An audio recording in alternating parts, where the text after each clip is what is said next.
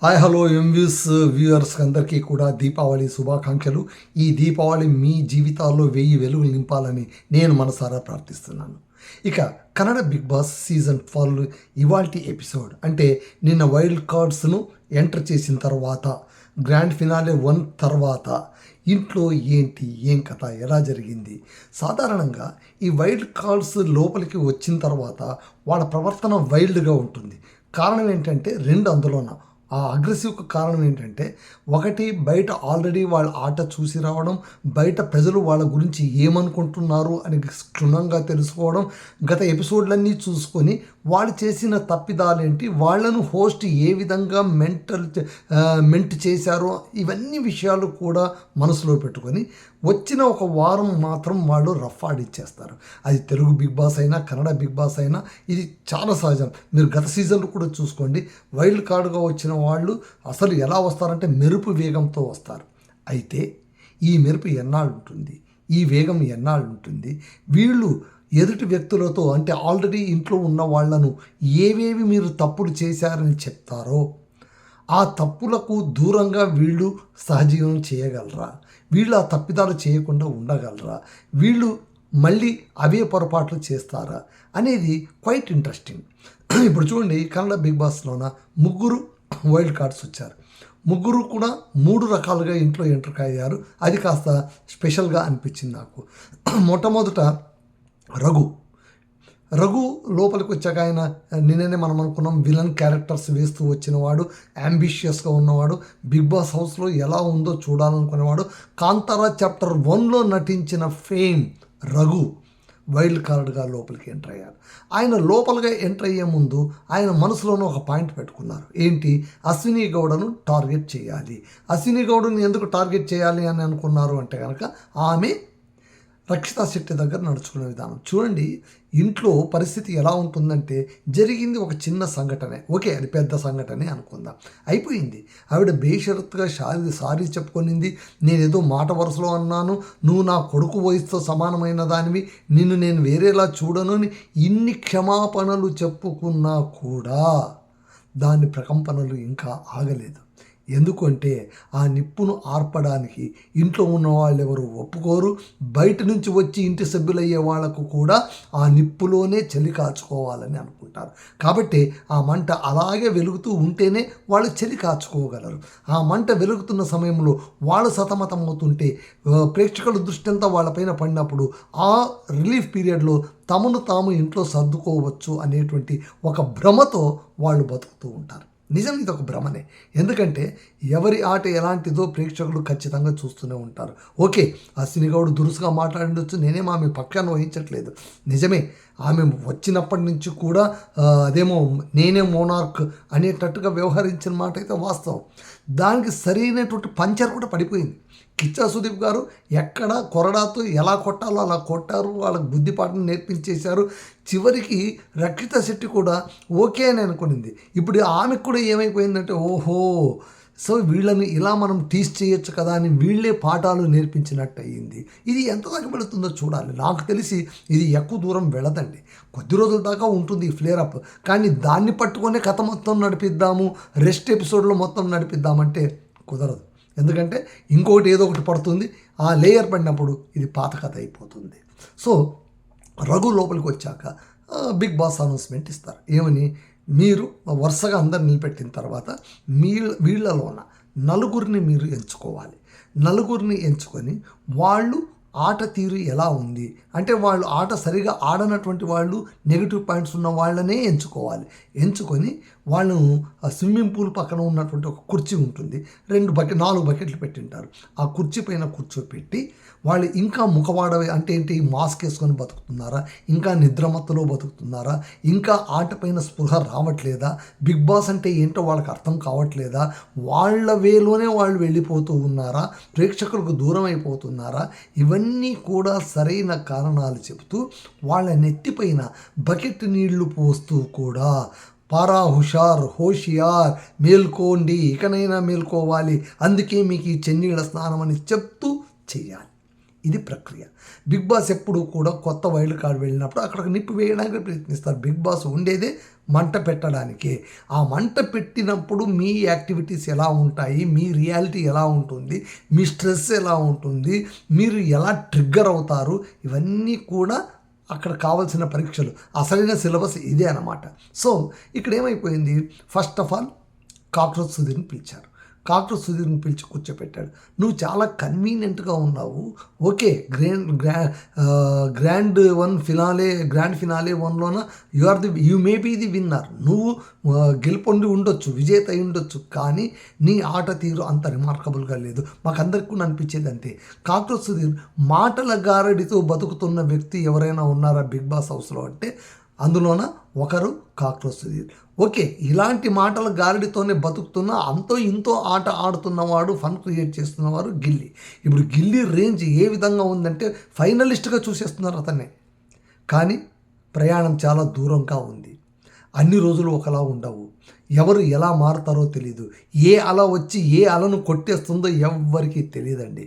That is Bigg Boss. So ఇక్కడ cockroach Sudheer చెప్తాను, నువ్వు ఏమి అసలు నువ్వు అసురుడుగా నువ్వు సరిగా వర్క్ చేయలేదు, నువ్వు ఏ గేమ్ కూడా మనసు పెట్టి నేను ఇది అని చూపించిన దాఖలాలు లేవు. బయట నువ్వు విలన్ రోల్ వేసినంత ఫెరోషియస్గా ఇంట్లో లేదు. ఇంట్లో నువ్వు ఒక జోకర్లా ఉన్నావు. నువ్వు నీ ఆట తీరు మార్చుకోవాలని ఆయన నెత్తిపైన నీళ్లు పోస్తారు. నెక్స్ట్ వచ్చి ధ్రువన్ కూడా పిలిచేయమంటే నువ్వు కూడా ఫేస్ చేసుకొని బతుకుతున్నావు. దానికి ధ్రువకు చాలా బాధిస్తుంది. అంటే కొన్నిసార్లు మనకు అలా అనిపిస్తుంది, ధ్రువన్ నేచర్ అలాంటిదేనా అని నాకు కూడా కొన్నిసార్లు అనిపిస్తుంది. ఎందుకంటే ఆయన ఇవాళ చెప్పిన మాటలు చాలా నాకు మైండ్లో థింకబుల్గా అనిపించాయి. ఆయన ఏమన్నారంటే, నాకు ఫేము కొత్తగా నేను బయట నుంచి అరువు తెచ్చుకొని ఎవరి ప్రాపకంతోనూ నేను గెలవాల్సిన అవసరం లేదు. నేను ఇక్కడ నన్ను నేను ప్రూవ్ చేసుకోవడానికి వచ్చాను, నన్ను నేను ఆడడానికి వచ్చాను. నా తీరే అంతా. నాకు మల్లమ్మ అంటే చాలా ఇష్టం. ఆమె ఒక పల్లెటూరి బైతు, ఆమె అమాయకురాలు. ఆమెను మీరు ఏ మార్చడానికి ప్రయత్నించినప్పుడు ఆమె పక్కన నిలబడటానికి నేను ప్రయత్నించాను. అంతేగాని ఆమెను ఆసరగా తీసుకొని గెలుపొందామని, ఆమెను ఆసరగా తీసుకొని ఏదో సింపతి గేమ్ ఆడదామని, విక్టిమ్ కార్డ్ ప్లే చేద్దామని నేనైతే అనుకోవట్లేదు అని చంద్రప్రభ దగ్గర తర్వాత అంటాడనమాట. ఇక్కడైతే కాక్రోచ్ సుధీర్ని పిలిపించి, అసలు నువ్వేమీ ఆడట్లేదయ్యా, నీ ఆట శుద్ధ దండగా, నువ్వు అసలు మొహం మాస్క్ వేసుకొని బతుకుతున్నావు, బయట ఉన్న నువ్వు ఒకటి కానే కాదు, ఇంకా ఎన్నాళ్ళు ఈ ముసుగు ఆట ఆడతామని ఆయనకు వచ్చిపెట్టి ఆయన నెత్తిపైన కూడా నీళ్లు చెల్లేస్తాడనమాట.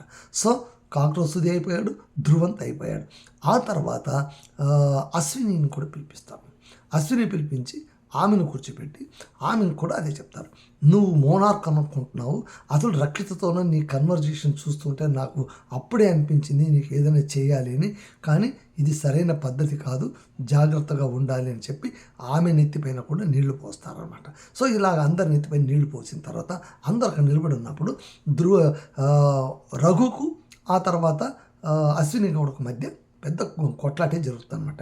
ఈ కొట్లాట జరిగినప్పుడు అశ్విని గౌడ్ కొద్దిగా ఆలోచించాలి, నేను ఏ పాయింట్ మాట్లాడుతున్నానని ఆలోచించాలి. ఆమె ఏమనుకునింది, అరే వీడు నన్ను ట్రిగ్గర్ చేస్తున్నాడు, వీడిని నేను నిలవరించకపోతే ఇంట్లో ఉన్న వాళ్ళందరికీ నేను ఇప్పటికే అలసైపోయాను, ఇంకా అలసైపోయే ప్రమాదం ఉందని అనుకుని ఉండొచ్చు. కానీ అలాంటి సంయమనంతో ఆలోచించి పాయింట్ పెట్టి బుల్లెట్ కొడితే గుండెలో దిగిపోవాలంతే. కానీ అక్కడ బుల్లెట్ మిస్ఫైర్ అయింది. ఆమె ఏం చేసింది, ఆమె గతంలోన కన్నడ యాక్టివిస్టుగా ఉన్న అవతారాన్ని ఎత్తుదామని అనుకునేది. సో రఘుని ఏమనింది, నువ్వు కన్నడలోనే మాట్లాడాలి. ఆ తర్వాత రఘుది ఒక తప్పు అవుతుంది, ఏకవచనంతో మాట్లాడడం తప్పు.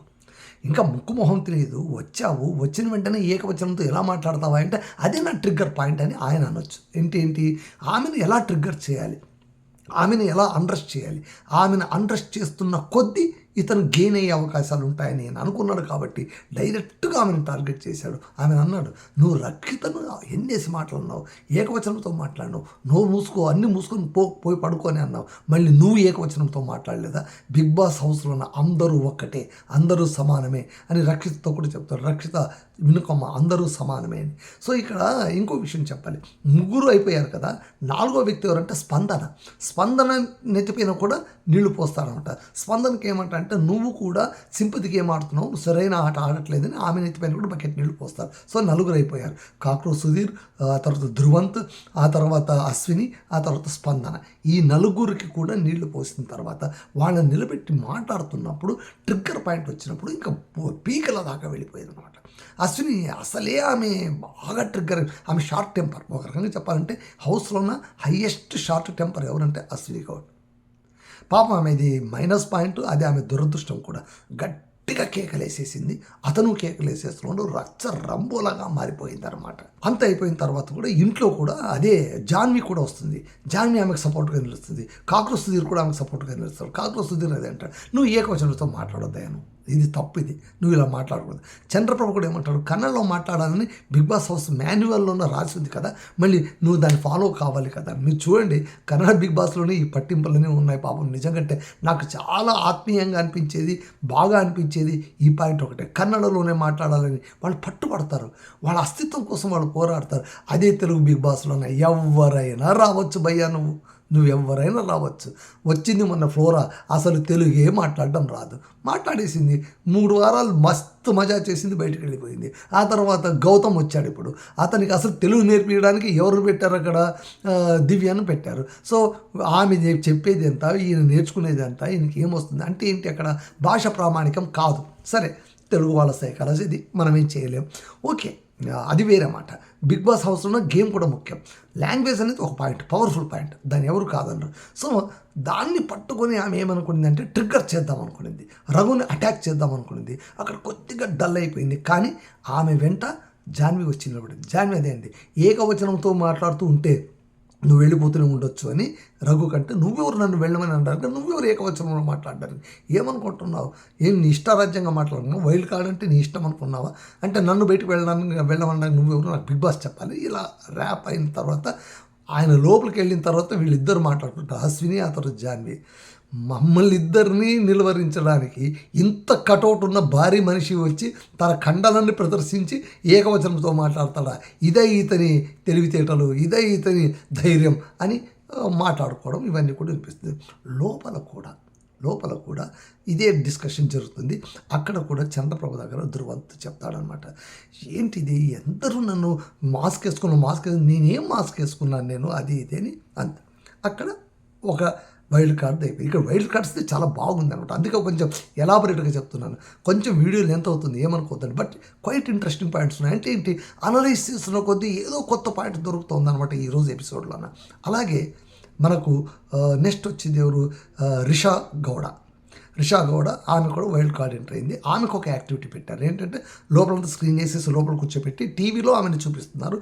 చుట్టూ బొమ్మలు పెట్టారు, వీళ్ళవన్నీ బొమ్మలు పెట్టారు. వీళ్ళలోన ఒక్కొక్కరి క్వాలిటీ చెప్పి, నీకు నచ్చని వాళ్ళ క్వాలిటీ, ఈ ఇంట్లో ఎవరు ఉంటే నచ్చదు, ఎవరు ఎలా ఉన్నారు, వీక్నెస్ ఎలా ఉందో చూపించి వాళ్ళ బొమ్మను మీరు పగలగొట్టాలంటే అశ్విని గౌడ్ది పగలగొట్టింది, ధృవంతుది పగలగొట్టింది, స్పందనది పగలగొట్టింది. వీళ్ళని ముఖవాడ బట్టబయలు చేస్తాను.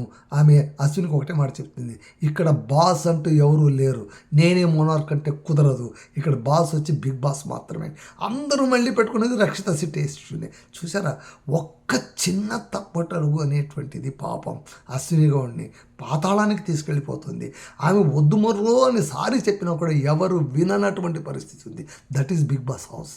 సో బిగ్ బాస్ హౌస్లోన ఒళ్ళు కళ్ళు దగ్గర పెట్టుకొని మనం జాగ్రత్తగా అడుగులేస్తూ ఉండాలి. ఎందుకంటే కత్తుల పైన నడకలాగా ఉంటుంది ఇక్కడంతా. చూసే వాళ్ళకేమో బిగ్ బాస్ హౌస్ మజా అంటారు, కానీ నో అక్కడ చాలా శత్రువులు చుట్టుపక్కలే ఉంటారు. వెనకొక మాట ముందొక మాట అంటూనే ఉంటారన్నమాట. సో ఆమె లోపలికి వస్తుంది. యాక్చువల్గా ఆమె పేరు కావ్య అట, నాకు తెలీదు. ఎవరు స్పందన అంటుండగా విన్నాను నేను, మేము కావ్య కదా, ఏం మళ్ళీ రిషా అంటుంది అని. రిషా లోపలికి వస్తుంది, అందరితో మాట్లాడుతుంది. ఇక్కడ గిల్లీతోన ఆమె చాలా మజా చేయడం, అంటే గిల్లిది కాస్త ఏడిపించడం అంతా ఇది చేస్తాను. గిల్లి కూడా ఈమె వెంట ఎందుకు, కావ్యను ఏడిపించడం కోసం ఈమె వెంట పడి తిరగడం. ఆ ఎపిసోడ్ కొంచెం మజాగా ఉంది. ఈమె వెంట తిరగడం, ఈమె ఇది చేయడం. ఇక్కడ కావ్య రిషా అందరితోనూ బాగా చెప్తుంది, అందరి విషయాలు కూడా చెప్తుంది. చివరికి వీళ్ళిద్దరికి కూడా చెప్తుంది అనమాట, అశ్వినికి వీళ్ళకి కూడా చెప్తుంది. కాదు బయట చాలా బ్యాడ్గా వెళ్ళింది, అలాగా ఇలాగా అని ఆమె చెప్తుంది అనమాట. ఆమె చెప్పినప్పుడు ఆ తర్వాత ఇక్కడ ధ్రువంత్ ఆమెను మాట్లాడేవాడు, తప్పుకొని తిరుగుతూ ఉంటాడు. ఆమె అడుగుతుంది, ఏమి ఎందుకు నన్ను తప్పించుకొని తిరుగుతున్నావు? నా మనసులో ఉన్న మాట చెప్పాను, ఆ మాట చెప్పకూడదేంటి? నా వల్ల మీకు అంత ఇబ్బంది కలుగుతుంటే చెప్పండి, నేను మీతో మాట్లాడిన. అలా కాదండి, మీరు కాదు, నాకు ఉదయం నుంచి మైండ్లో ఏదో రన్ అవుతుంది, సో దట్ నేను కాస్త అన్కంఫర్టబుల్గా ఉన్నాను, మీరు తప్పుగా అర్థం చేసుకోవద్దండి అని చెప్పి ఆయన వెళ్ళిపోతాడు ధ్రువంత్. సో అక్కడికి అయిపోయింది. సో రిషా గొడవ ఎక్కడ దాకా వెళ్ళిపోతుందంటే, గిల్లి ఆమె వెంటపడడం, ఎవరిని ఉడికించడానికి, కావ్యను ఉడికించడానికి వెంటపడుతూ ఉంటే చివరికి కావ్య చూసి, ఇలా కాదురా నాయన అని చెప్పి చిన్న రాఖీ సైజు ఒకటి ఆకృతి అన్నయ్య అని రాసి దాన్ని తీసుకొని వస్తుంది. సుధీరు వాళ్ళు, ఆ తర్వాత అభిషేక్, వీళ్ళందరూ ధనుష్ గట్టిగా వాడిని కాళ్ళు చేతులు పట్టుకుంటూ వచ్చి రాఖీ కట్టేస్తుంది. వాడు అంటాడు, వద్దు కావ్య నువ్వు కట్టొద్దు అంటాడు, కానీ కట్టేస్తాడనమాట. కట్టేస్తే దాన్ని పీక్ అవతల పడేసి వెళ్ళిపోతాడు. నవ్వుకుంటారు అందరూ. It is some what hilarious. అక్కడ కావ్య గిల్లి వీళ్ళిద్దరితో కొంచెం నవ్వు కాస్త తెప్పించే విధంగా ఉంది. ఆ తర్వాత మూడో వైల్డ్ కార్డ్ ఎవరు అంటే కనుక సూరజ్ వస్తాడు లోపలికి. ఆయన మంచి పైల్వాన్, 6 ప్యాక్ బాడీ ఉంటుంది. ఆయన ఎంట్రీనే చాలా మజాగా ఉంది. స్విమ్మింగ్ పూల్లోనే ఉంటాడు, బాగా షార్ట్ వేసుకుని ఉంటాడు, వైట్ షర్ట్ వేసుకుని ఉంటాడు, స్విమ్మింగ్ పూల్లో ఉంటాడు, ఈదుతుంటాడు. స్క్రీన్ అప్ కాగానే అందరూ వస్తారు, అందరూ అక్కడ నిలబడితే పాట ప్లే అవుతుంటుంది, అందరూ డ్యాన్స్ చేస్తుంటారు. ఆ డ్యాన్స్ మధ్యలో అట్లా పైకి వస్తారనమాట. పైకి వచ్చిన తర్వాత అందరితో డ్యాన్స్ చేసిన తర్వాత అందరినీ వరుసగా నిలబెడితే, ఈ ఇంట్లో అత్యంత అందమైన వాళ్ళు ఎవరు, అమ్మాయిలు ఎవరు చెప్పు సూరజ్, వాళ్ళకు ఒక గులాబీ పువ్వు ఇవ్వు అంటే కనుక ఆయన తీసుకెళ్ళి ఎవరికి ఇస్తాడు? రషికాకి ఇస్తాడనమాట. రషిక ఇంకా సిగ్గులు మొగ్గైపోతుంది. ఆ తర్వాత నీ స్నేహితుడు ఎవరు, ఇక్కడ నువ్వు ఎవరితో స్నేహం ప్రారంభించవచ్చు అనుకుంటున్నావో అతనికి ఒక రోజు ఇవ్వు అంటే గిల్లికి రోజు ఇస్తారు. సో రిషికాకు గిల్లికి రోజు ఇస్తారనమాట. ఆ తర్వాత ఎవరంటే మహిళతో కూడా ఎవరితో నువ్వు ఆడొచ్చు అంటే కావ్యకు కూడా ఇస్తారు. ఆ తర్వాత ఎవరితో నువ్వు ఆడటానికి అసలు ఇష్టపడట్లేదు, ఎవరంటే ఈ ఇంట్లో అసలు ఇష్టం లేదంటే ఒక బ్లాక్ రోజ్ ఏమో మాళుకి ఇస్తాడు, నువ్వు అసలు ఆట ఆడట్లేదని. ఇంకొక బ్లాక్ రోజ్ ఏమో అశ్వినికి ఇస్తాడనమాట. సో ఇలాగ బ్లాక్ రోజెస్, రెడ్ రోజెస్ ఇవన్నీ ఇవ్వడం ఇదంతా అయిపోతుంది. ఇంత అయిపోయిన తర్వాత లోపల ఇద్దరు ఎవరు రిషా గౌడ, ఆ తర్వాత రషిక, వీళ్ళు మాట్లాడుకుంటుంటే రషిక చెప్తుంది, మేమే బిగ్ బాస్ అని అడిగాము, వైల్డ్ కార్డ్గా ఎవరైనా మంచి గైని పంపించమని, థ్యాంక్ యూ బిగ్ బాస్ అని అనడం. సో చూస్తూ ఉంటే మళ్ళీ ఏంటి, రషికకు సూరజ్కు మధ్య ఏమైనా ట్రాక్ నడిచే అవకాశాలు ఉన్నాయా? అలా అయితే మళ్ళీ రిషా గౌడకు మళ్ళీ గిల్లికి మధ్య ఏమైనా నడుస్తుందా, లేదా కావ్యతోనే ఇది అవుతుందా? ఇవన్నీ కూడా ముందు ఆలోచించవలసినటువంటి విషయాలు. ఇందులోన మల్లమ్మ కూడా గిల్లితో కొట్లాడడం కూడా ఒక మంచి సీన్ పండింది అనమాట. ఏంటంటే, నువ్వు కిచ్చా సుదీప్ దగ్గర ఎలా అన్నావు, నా చుట్టూ తిరగొద్దని అని చెప్తున్నా కూడా తిరుగుతున్నాడు ధ్రువంత్ అని నువ్వు ఎలా చెప్తున్నావు?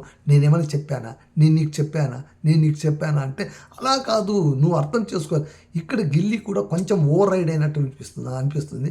మల్లమ్మను ఓవర్ రైడ్ చేయాలి అంటే, ఇక్కడ ఒకటి గమనించండి మీరు, మల్లమ్మను అడ్వాంటేజ్గా తీసుకొని ధ్రువంతం తొక్కాలని గిల్లి తనకు ఎవరైతే పోటీ అనిపిస్తారో వాళ్ళందరినీ తొక్కడానికి ప్రయత్నిస్తున్నాడు. మీరు చాలా జాగ్రత్తగా గమనించండి. అయితే కామెడీ చేస్తూ మొట్టమొదట అశ్వినిని, జాన్విని టార్గెట్ చేసేసాడు. సో వాళ్ళిద్దరిని తొక్కిపడేయాలనుకుంటున్నాడు. సో ఆ తర్వాత ఒక్కొక్కరిని నరుక్కుంటూ రావాలనుకుంటున్నాడు. చూద్దాం ఎక్కడ ఆగిపోతుందో ఈ యుద్ధం, మనం చెప్పలేం. అలాగే జాన్వితోన రఘు మాట్లాడతాడు, ఇంటి బయట మాట్లాడుతుంటాడు. జాన్వి చెప్తుంది, ఓకే మీ పాయింట్ మీరు చెప్పొచ్చు, తప్పేం లేదు, but the way your approach it's somewhat harsh for us అని చెప్తే, ఆయన కూడా లేదు, నేను చెప్పాలి కదా, నాకు బిగ్ బాస్ పంపించిన యాక్టివిటీ అది కదా, అందుకోసం నేను అలా చెప్పానంటే, అలా కాదు బాస్, కొంచెం మీరు కూడా చూడాలి కదా, అశ్విని మేడం కూడా ఎంతమంది దగ్గర అనిపించుకుంటుంది అని కొంచెం అడ్వకేట్ చేసి చెప్పడం. ఆ తర్వాత ఇదే విషయాన్ని తీసుకెళ్ళి అశ్వినితో చెప్తుంది, లేదు అతను కొంచెం హంబుల్గానే ఉన్నాడు. ఎందుకంటే వాళ్ళిద్దరు కూడా ఆలోచించుకోవాలి, వాళ్ళిద్దరు ఇప్పుడు చాలా ఆలోచన ఉన్నారు. ఇంటి అందరితోనూ ఎదురేసుకొని వాళ్ళు ఎట్లా బతకగలరు, వాళ్ళిద్దరే ఒక జట్టు అన్నట్టుగా పోర్ట్రే కాకూడదు కదా. అందుకోసమే ఆమె అంటుంది, లేదు రఘు మంచి క్రీడా స్ఫూర్తి ఉన్నవాడు, స్పోర్ట్స్మెన్షిప్ ఉన్నవాడు, అతనికి క్రీడారత్న అవార్డు కూడా వచ్చిందంట. ఓ అవునా, అలాగే అదే అంటుంది. అథ్లెట్ అయి ఉండొచ్చు, ఆట బాగుండొచ్చు, కానీ ఆట ఆడే వాళ్ళే బిగ్ బాస్ హౌస్లో ఉండాలి అంటే అందరూ అథ్లెట్స్ని పిలిపించవచ్చు కదా, మళ్ళీ మనలాంటి వాళ్ళని ఎందుకు పిలిపిస్తారు, ఇది కంప్లీట్ ప్యాకేజ్ కదా అని అశ్విని చెప్పడం. అంతటితో ఇవాల్టి ఎపిసోడ్ క్లోజ్ అయిపోయింది. రేపటి నుంచి ఈ వైల్డ్ కార్డ్స్ రచ్చరంబోల ఎలా ఉంటుందో మనం చూడొచ్చు అనమాట. ఇదండి ఇవాళ రివ్యూ. మళ్ళీ రేపటి రివ్యూతో ఒక ఎపిసోడ్తో కలుసుకుందాం. అంతవరకు సెలవు. Madhusudan signing off.